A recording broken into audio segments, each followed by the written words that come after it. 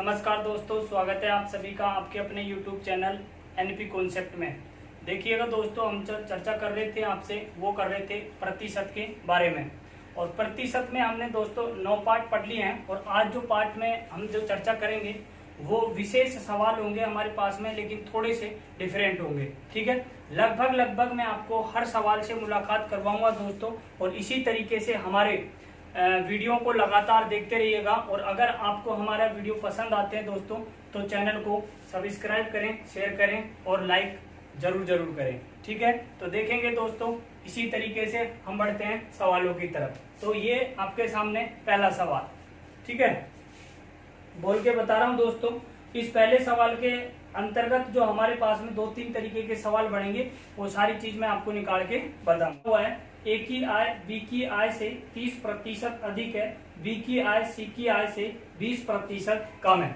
यहाँ पे लिखा हुआ है दोस्तों ए है, ए की जो आय है वो बी की आय से हमारे पास में 30% अधिक है। कितना अधिक है दोस्तों? 30% अधिक है। फिर लिखा हुआ है कि बी की जो आय है वो सी से 20% क्या है दोस्तों? कम है। फिर यहाँ पे लिखा हुआ है कि ए और सी की आय में जो अंतर है दोस्तों वो कितना दे रखा है हमारे पास में? ए और सी की आय में अंतर 800 रुपया दे रखा है और पूछा गया है कि बी की आय ज्ञात करें। तो देखो दोस्तों, यहाँ पे आपको समझने की कोशिश ये करनी है कि हंसे हमारे पास में 3 तरीके के सवाल बन सकते हैं। देखो, पूछ सकता है ए की आय ज्ञात करें, बी की तो यहाँ पे पूछी ही, या फिर पूछ सकता है टोटल दोनों की आय कितनी कितनी थी। तो अब आप यहाँ देखेंगे कि मैंने आपको कल की वीडियो में बताया था दोस्तों कि ऐसे सवालों को हम कहां से सोल्व करते हैं? पीछे से। तो मैं यहाँ पे लिख सकता हूं, देखो यहाँ पे लिखा ए अनुपात बी अनुपात और ये हो गया दोस्तों सी। 3 कैंडिडेट हो गए। अब आप यहाँ देखिएगा, हमारे पास में पीछे से पढ़ना शुरू कीजिएगा कि भाई बी की जो आय है वो सी से 20% कम है। तो यहाँ पे सी का मान कितना होगा दोस्तों? 100। तो बी का मान 20% कम है तो कितना होगा? 80। तो अब क्या कहा गया है कि बी की जो आय है वो ए से कितना अधिक है हमारे पास में? ए की जो आय है वो बी से 30% अधिक है। तो देखो, आपको कुछ भी नहीं करना, यहां से लिखना है 130 गुणा में कितना? 80 और बटे में कितना हो जाएगा दोस्तों? 100। ये हमारे पास में ए की आय हो जाएगी। देखो, 2 जीरो से 2 जीरो कट जाएंगे, 13 गुणा 8 करेंगे तो कितना होगा? 104। ये बात को आप मेरी को समझ रहे होंगे। अब आप यहाँ देखो कि ए और सी में जो अंतर है दोस्तों वो कितना दिया हुआ है हमारे पास में? ए और सी का जो अंतर है हमारे पास में वो कितना है? 4। तो 4 यूनिट का जो मान है दोस्तों, 4 यूनिट बराबर में कितने के बराबर होगा हमारे पास में? 800 के। क्योंकि हमारे पास में प्रश्न में यूनिट का जो मान दिया है वो ए और सी का अंतर कितना दिया है? 800। तो यहाँ पे लिखा मैंने दोस्तों कितना? 800। 4 1 और 4 कितना हो गया दोस्तों हमारे पास में? 200। एक यूनिट का मान 200 है, बी का मान पूछा है। तो अब आप यहाँ देखेंगे, बी का मान पूछ सकता है, ए का मान पूछ सकता है, या फिर पूछ सकता है कि कुल आय कितनी थी। तो मैं आपको तीनों सवाल करके बता रहा हूं, देखते रहिएगा। अगर हमें बी का मान ज्ञात करना है तो बी बराबर में बी का मान कितना है यहाँ पे दोस्तों? 80। तो मैं यहाँ पे लिखूंगा 80 गुणा में कितना हो जाएगा दोस्तों? 200। 8 दूनी 16, यानी कि कितना होगा बी का आय? 16,000। अगर हमसे पूछे किसकी आय? सी की आय पूछे, तो सी बराबर में लिख सकते हैं दोस्तों क्या? यहां से एक यूनिट का मान कितना है? 200। तो कितने यूनिट का मान ज्ञात करना है? 100 का। तो हम लिख सकते हैं दोस्तों 200 गुणा में कितना? 100। तो बराबर में सी की आय कितनी आएगी? 20,000। समझने की कोशिश करें। और अगर ए की आय ज्ञात करनी है तो ए बराबर में यहां से क्या होगा? ए का मान हमारे पास में 104। ए का मान कितना है? 104। एक यूनिट का मान कितना? 200। 200 गुणा में कितना? 104 बराबर में। तो ये कितना हो जाएगा दोस्तों? 4 से 2 से गुणा करेंगे तो 8, फिर 0, फिर 2 और 2 जीरो, यानी कि कितना होगा? 20,800 किसकी होगी? ए की। अब आप देख लो यहाँ पे ए और सी का जो अंतर है वो कितना है? 800 का। अगर दोस्तों कुल ज्ञात करना है, यानी कि तीनों की आय कितनी है, तो हमें क्या करना होगा? देखो, यहाँ से 100 को, 80 को और 104 को जोड़ने के बावजूद हमें 200 से गुणा कर देना है। ठीक है, तो मैं आशा करता हूं दोस्तों ये सवाल आपको समझ में आया होगा। इसी तरीके से लेते हैं दोस्तों नेक्स्ट सवाल। देखो,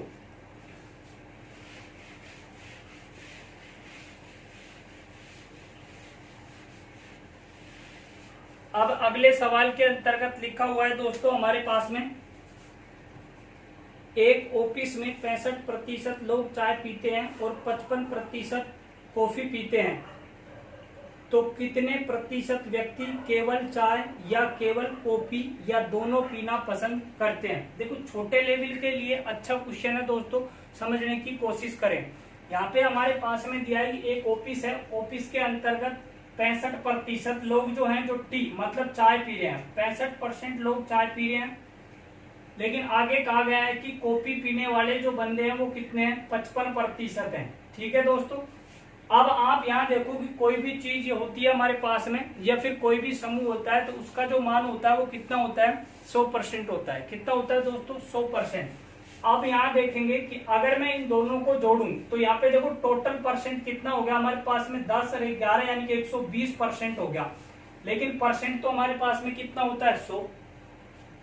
अगर मैं 120% में से दोस्तों 100% अगर घटा दूं, कितना घटा दूं, 100%, तो हमारे पास में जो मान निकलेगा वो कितना निकलेगा, 20%। और ये 20% जो मान है दोस्तों ये क्या है, दोनों पीने वाले। इनको अगर हम चाय देंगे तो भी पियेंगे और अगर इनको हम दूध कॉफी देंगे तो भी ये पियेंगे। तो मैं यहाँ पे लिख सकता हूं दोस्तों, दोनों पीने वाले कितने हैं हमारे पास में, 20%।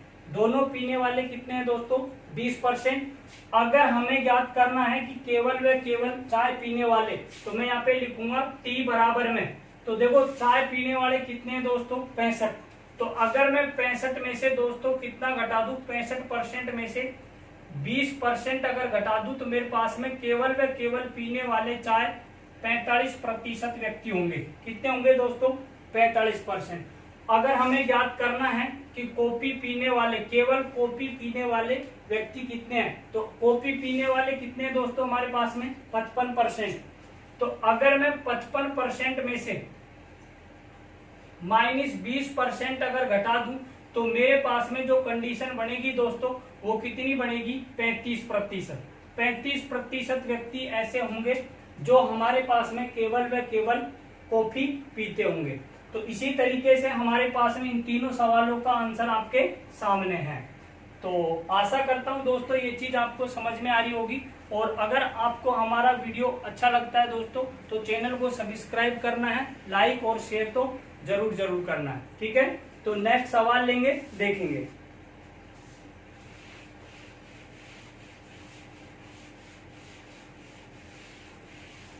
देखो अगला जो सवाल है दोस्तों हमारे पास में वो थोड़ा सा इससे अलग है, हल्का सा।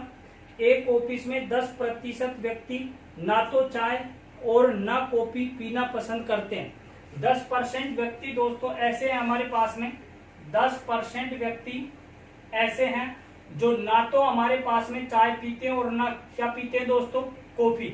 ये हमारे पास में 10% व्यक्ति कुछ भी नहीं पीते हैं। ठीक है, आगे जो सवाल में बोला है दोस्तों हमारे पास में, और 60% चाय पीते हैं, 55% कॉफी पीना पसंद करते हैं। तो देखो 60% तो दोस्तों पीते हैं हमारे पास में चाय यानी कि टी, और 55% लोग पीते हैं हमारे पास में दोस्तों कॉफी।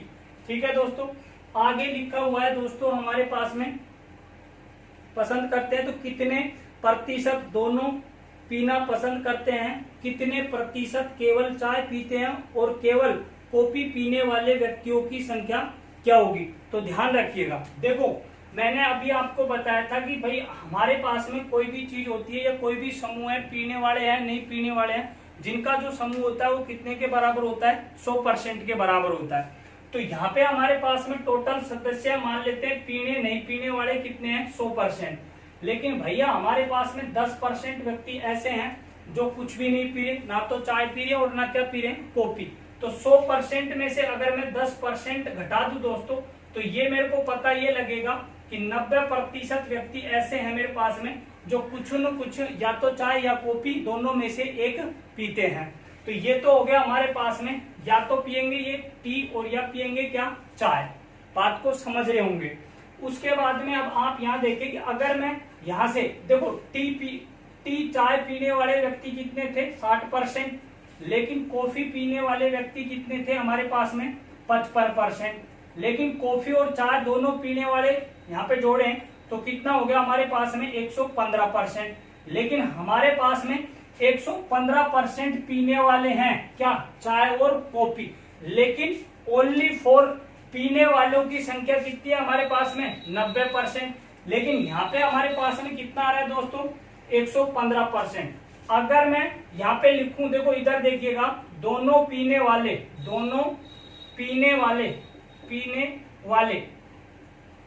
अगर मैं 115% में से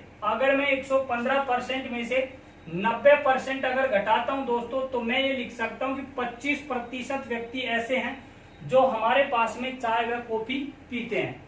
अगली कंडीशन पे अगर मैं ये लिखूं कि दोस्तों केवल चाय पीने वाले व्यक्ति, तो चाय कितने पी रहे हैं हमारे पास में चाय पी रहे हैं 60%। अगर मैं 60 में से दोस्तों 60% में से दोनों यानी 25% अगर घटा देता हूं, तो मेरे को आंसर मिलेगा कि 35% व्यक्ति ऐसे हैं जो केवल चाय पीते हैं। ठीक है दोस्तों। दूसरा सवाल नेक्स्ट, केवल अगर मैं बोलूं कि कॉफी पीने वाले व्यक्ति कितने हैं, तो कुछ भी नहीं करना, 55% में से दोस्तों मैं यहां से कितना घटा दूंगा 25%, तो मेरे पास में निकल के आएगा 30% व्यक्ति ऐसे हैं जो केवल क्या पीते हैं, कॉफी। अच्छा सवाल था दोस्तों, और जितने भी सवाल बन रहे हैं मैं उनको सबको खोल के आपको बता रहा हूं। ठीक है, तो ये चीज आपको समझ में आई होगी। देखेंगे नेक्स्ट सवाल।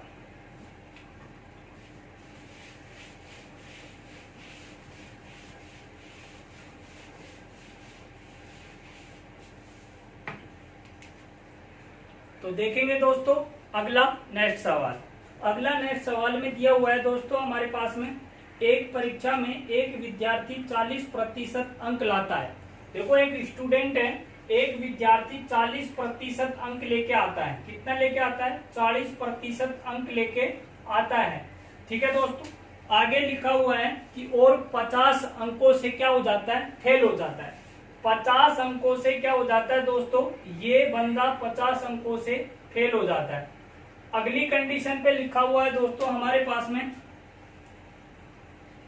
इसी परीक्षा में दूसरा विद्यार्थी 50% अंक प्राप्त करता है और 30% अंक पास होने से अधिक प्राप्त करता है।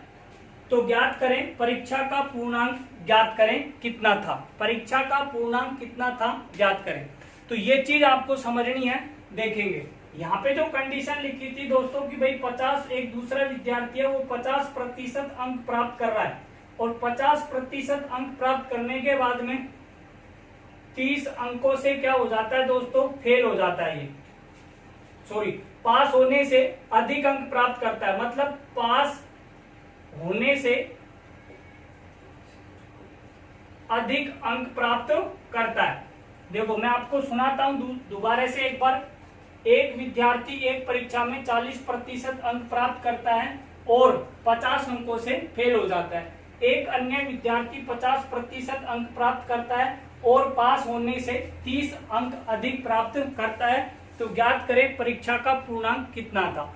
यहाँ से 3 सवाल बनते हैं दोस्तों। एक तो बनता है परीक्षा का पूर्णांक क्या था, दूसरा बनता है दोस्तों हमारे पास में कि पास मार्किंग कितना था, दूसरा बनता है पास परसेंट क्या था। ठीक है, तो बात को समझने की कोशिश करें। मैं आपको तीनों सवाल ही यहाँ पे बताने वाला हूँ। अब आप देखो 1-2 तरीके हैं इस तरीके के सवाल को करने के लिए। देखो एक तो है डिटेल, यहाँ से हमने मान लिया कि भाई अगर 40% अंक उस बंदे ने प्राप्त किए और 50 अंकों से फेल हो गया, तो अगर इसको 50 अंक और दे देते हम तो ये क्या हो जाता दोस्तों, पास। लेकिन दूसरे विद्यार्थी 50% अंक प्राप्त करता है और 30 अंक अधिक प्राप्त आ रहे हैं। तो अगर इसमें से 50% में से 30 अंक अगर घटा दें तो ये दोनों मान क्या हो जाएंगे दोस्तों, बराबर हो जाएंगे। समझ में आ रही है ना। आपको 2 तरीके बताऊंगा। एक तो डायरेक्ट सवाल के आंसर पे ले जाएगा आपको, चाहे कुछ भी पूछे, कुछ सेकंडों में आप तुरंत प्रभाव से अपन आंसर दे सकते हैं। दूसरी कंडीशन, यहाँ पे दोनों मान क्या हो गए दोस्तों, समान। तो मैं यहाँ पे लिख सकता हूं कि 40% 40% प्लस में कितना हो गया 50 अंक बराबर में हो जाएगा 50% माइनस कितना हो गया दोस्तों 30। ये दोनों इक्वेशन क्या होगी बराबर। अब देखो परसेंट, ये परसेंट की तरफ भगेगा तो माइनस का कितना होगा दोस्तों 10%। देखो प्लस का है, इधर आएगा माइनस का हो जाएगा। यहां से इधर इसको लेके जाएंगे तो बराबर में क्या होगा प्लस का तो माइनस, माइनस के कितने हो गए 80, माइनस माइनस। तो देखो 0 से 0 मतलब 1% का मान कितना है दोस्तों हमारे पास में 8। तो भैया 100% का मान कितना होगा हमारे पास में, और 100% का मान होगा 800। ये बात आप समझ रहे होंगे। देखो 1% बराबर 8 है तो 100% बराबर में कितना हो गया दोस्तों 800। अगर अब यही इसी सवाल से अगर हमें पूछा जाए कि भाई पास प्रतिशत कितना था, या फिर बोले हमें कि भाई हमें उत्तीर्ण होने के लिए कितने अंकों की आवश्यकता होगी, अंकों की बोल रहा हूं दोस्तों। तो अब आप यहाँ देखें कि हम पहले देखो दोनों कंडीशनों में से कोई सी भी कंडीशन से निकाल सकते हैं, या तो इससे निकाल सकते हैं और या इससे, दोनों इक्वेशनों में से कोई भी इक्वेशन। लेकिन मैं आपको दोनों इक्वेशनों से निकाल के बता दूंगा। तो यहाँ पे देखिए पहली इक्वेशन पे हमें क्या करना होगा 800 का 40%। देखो 800 का मतलब गुणा 800 का 40 बटे में कितना होगा दोस्तों 100। और देखो यहाँ पे प्लस का साइन है तो यहाँ पे क्या लिखेंगे प्लस कितना, यहाँ पे 50। ठीक है, 2 जीरो से हमारे पास में 2 जीरो कट गए, 800 को कितना होगा दोस्तों 32। 32 का मतलब होगा 320 प्लस में कितना दोस्तों 50। तो यहां से निकलेगा 370 जो अंक है हमारे पास में वो पास होने के लिए चाहिए थे। अगर हम परसेंट की बात करें दोस्तों, क्या करें परसेंट की, तो ये तो हो गया हमारे पास में अंक, ये तो क्या हो गए उत्तीर्ण, ये तो हो गया हमारे पास में उत्तीर्णांक अंक, उत्तीर्णांक अंक। और अगर हमें ज्ञात करना है उत्तीर्णांक परसेंट तो फिर कैसे ज्ञात करेंगे। 370 अंक मिले कितने में से, 370 अंक मिले कितने में से 800 में से, और गुणा में कितना हो जाएगा दोस्तों 100। देखो 2 जीरो से 2 जीरो खत्म, 8 का भाग देंगे हम यहाँ पे तो 8 चौको कितना हो गया 32। अब बच गया हमारे पास में कितना दोस्तों 5 हो गया कितना 50, 8 6 की कितना 48। अब बच गया कितना 2 पॉइंट लगेगा, 8 दूनी कितना 16 और 8 पंजो 40, तो 46% होगी उसकी। यानी कि अगर अंकों की बात करें तो 370 अंक चाहिए पास होने के लिए, परसेंट की बात करें तो 46 पॉइंट कितना 25% हो गया, और अगर टोटल की बात करें तो कितना हो गया दोस्तों 800। तो ये चीज आपको समझ में आई होगी दोस्तों, ये मेथड डिटेल है सवाल की। लेकिन अगर हम इसी सवाल को इस तरीके से समझें दिल्ली फॉर्मेट से, तो देखेंगे हम किस तरीके से इस पे काम करेंगे। देखें, देखो हमें कहा गया है दोस्तों कि एक विद्यार्थी है हमारे पास में, और वो विद्यार्थी 40% अंक लेके आता है। कितना लेके आता है दोस्तों 40, और 50 अंकों से क्या हो जाता है फेल। अब देखो यहाँ पे हमारे पास में जो दूसरी कंडीशन, बड़ा मान ऊपर लेना है, यानी कि 50% है हमारे पास में, और 50% अंक प्राप्त करता है। तो यहाँ पे हमारे पास में कितने अंक लेके आता है ये बंदा, 30 अंक पास होने से अधिक प्राप्त होते हैं। लेकिन यहाँ पे क्या लिखा हुआ है दोस्तों 40% अंक प्राप्त करता है, और 50 अंकों से क्या हो जाता है दोस्तों ये फेल हो जाता है। बात समझ में आ रही होगी।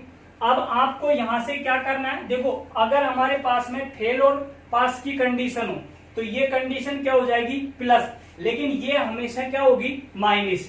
तो यहां से 50 में से 40 जाएंगे तो क्या लिखेंगे 10% बराबर में क्या होगा दोस्तों हमारे पास में 80। 10% देखो ये तो करना है हमें माइनस, और ये करना है क्या प्लस।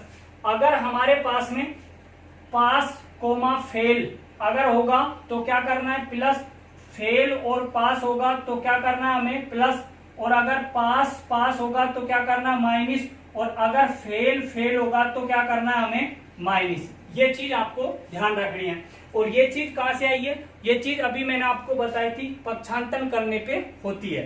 ठीक है, तो अब आप यहां देखें भैया हमारे 0 से 0 काट के 1% बराबर में कितना है 8, तो 100% बराबर में कितना होगा 800। तो मैं ये लिख सकता हूं कि 100% यानी कि परीक्षा का जो पूर्णांक था वो कितना था हमारे पास में 800। अगर यही बंदा हमारे पास में ये कहे कि अंक कितने थे, पास अंक कितने थे, अंक पास, या फिर मैं लिखूं पास अंक कितने थे, पास अंक कितने थे। तो आप बात को समझने की कोशिश कीजिएगा कि 1% बराबर में कितना है, 8। तो भैया यहाँ पे देखें 1% बराबर 8 है, तो भाई 50% के अगर अंक बनाए अपन, तो अपन क्या लिख सकते हैं यहाँ पे 50 गुणा में कितना 8 प्लस में कितना हो जाएगा हमारे पास में 30, कितना हो जाएगा हमारे पास में 30। देखो ये फेल हो रहा है, तो फेल हो रहा है तो क्या होगा हमारे पास में घटेंगे, तो सॉरी पास हो रहा है तो क्या हो गया हमारे पास में घटेंगे, तो कितना 30, 8 पंजो कितना 40, मतलब 400 माइनस कितना 30 बराबर में कितना होगा 370। लो हो गया सवाल। यहाँ पे क्या पिछले वाले सवाल में हमें पहले पूर्णांक निकालना पड़ेगा, फिर उसके बाद में पास अंक निकालने पड़ेंगे, फिर उसके बाद में पास प्रतिशत निकालना पड़ेगा। लेकिन यहाँ पे आप डायरेक्टली किसी भी सवाल का अगर आंसर पूछे तो तुरंत प्रभाव से आप सीधे जा सकते हैं। दूसरा, अगर पास परसेंट अगर आपको ज्ञात करना है तो वो किस तरीके से निकालेंगे। अब आप यहाँ देखें, यहाँ पे भैया 100% बराबर में कितना है 800, 1% बराबर में कितना है 8। अगर 30 में ध्यान रखिएगा पास हो रहा है यानी कि ज्यादा लेके आ रहा है ये, मैं क्या लिखूंगा यहाँ पे लिखूंगा 50% माइनस, क्योंकि भाई पास से ज्यादा प्राप्त किए 50% माइनस 30 बटे में कितना 8। अगर मैं 30 में 8 का भाग दे दूंगा तो हमारे पास में ये चीज प्रतिशत में क्या हो जाएगी कन्वर्ट। तो देखो 2 से काटे कितने हो गए हमारे पास में 15, और 2 से काटे कितना 4, तो 4 का भाग दूंगा, 4 3 कितना हो गया दोस्तों 12, बच गया हमारे पास में कितना 30। फिर यहाँ से हम 4 का भाग 4 7 कितना 28, और ये कितना 3.75 यानी कि 3.75। अगर मैं 50% माइनस कितना कर दूं दोस्तों 3.75%, तो हमारे पास में जो बनेगा वो बनेगा दोस्तों 46 पॉइंट कितना 25%। तो ये बात दोस्तों आपको समझ में आई होगी। अच्छा सवाल था, और इस सवाल के अंतर्गत मैंने जितने सवाल बढ़ सकते हैं उन सब की मैंने आपसे चर्चा की है। इस ऐसे सवालों के 2 तरीके होते हैं हमारे पास में, और दोनों के दोनों दोस्तों मैंने आपको समझा दिए हैं। ठीक है, तो देखेंगे यहाँ पे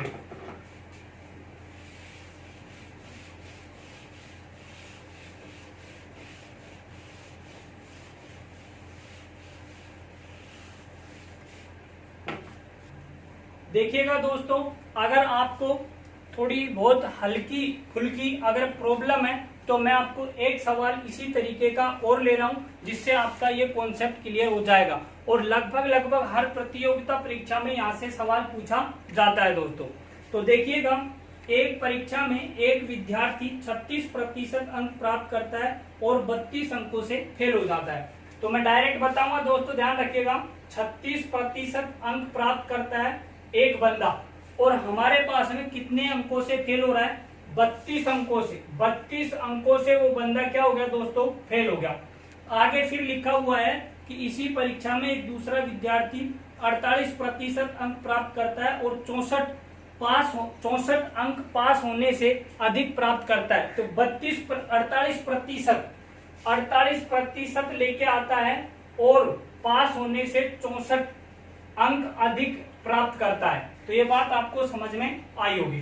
कुछ भी नहीं करना है आपको, यहां से क्या करना है दोस्तों माइनस, और यहाँ पे क्या करना है इसको प्लस। बस 4 और 2 कितने हो गए 6, और 9 कितने हो गए 96 बराबर। यहां से घटाएंगे कितना 2, यहां से कितना 1, 12% बराबर में कितना है 96। तो 1% बराबर में दोस्तों होगा हमारे पास में कितना 1% बराबर में 12 अंठो 96, यानी कि 1% बराबर 8। अगर दोस्तों अब देखो हो गया सवाल, कुछ भी नहीं करना। पहला सवाल, परीक्षा का पूर्णांक कितना था, परीक्षा का पूर्णांक कितना था।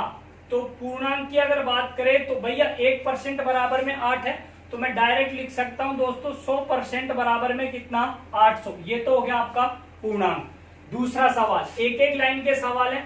अगर बंदा ये कहे हमारे पास में कि पास होने के लिए कितने अंकों की आवश्यकता थी, तो पास होने के लिए यहाँ पे पास अंक की बात कर रहा हूं मैं, पास अंक बराबर भैया 1% बराबर 8 होते हैं, तो अगर मैं 48% के अंक बढ़ाऊंगा तो मैं क्या लिखूंगा, 48 गुणा में कितना 8 माइनस कितना होगा दोस्तों 64, क्योंकि 64 अंक उसने पास होने से अधिक प्राप्त किए थे। तो 8 गुणा करेंगे 64, 6 बचेंगे 32 और 6 कितने होंगे हमारे पास में 38, और माइनस कितना करना है दोस्तों 64। 4 में से 4 जाएगा 0 बचेगा, 8 में से 6 जाएगा 2, यानी कि 320 अंक हमारे पास में पास होने के लिए चाहिए थे। अब आप खुद अनुमान लगा सकते हैं कि आपको कितना टाइम लग रहा है सवाल के अंतर्गत। बस एक बार समझनी है ये चीज, उसके बाद में फिनिश काम। अगला, अगर नेक्स्ट सवाल की बात करें कि भाई पास परसेंट कितना था, पास प्रतिशत कितना था, तो वो क्या होगा दोस्तों हमारे पास में, भैया 1% जब बनेगी, जब 8 अंक आएंगे, तो आप यहाँ पे क्या करेंगे 8 का भाग इस 64 में दे दो, तो यहाँ पे कितनी परसेंटेज बन गई हमारे पास में, इसकी परसेंटेज कितनी बन गई 8। तो ये 64 अंक फालतू प्राप्त किए, तो यहाँ पे हमारे पास में फालतू परसेंट है, तो मैं डायरेक्ट लिख सकता हूं दोस्तों कितना 48% माइनस कितना 8% बराबर में 40% अंक, 40% अंक चाहिए थे पास होने के लिए। तो ये बात मैं आशा करता हूं दोस्तों, ये जो सवाल मैंने आपको बताया ये समझ में आया होगा, और इसी तरीके से हम ब्रेक लेते हैं और फिर मिलेंगे आपको नेक्स्ट वीडियो के अंतर्गत और नेक्स्ट टॉपिक के साथ में। दोस्तों अगर आपको हमारा वीडियो पसंद आता है, अच्छा लगता है, तो चैनल को सब्सक्राइब करें, लाइक और शेयर करना ना भूलें।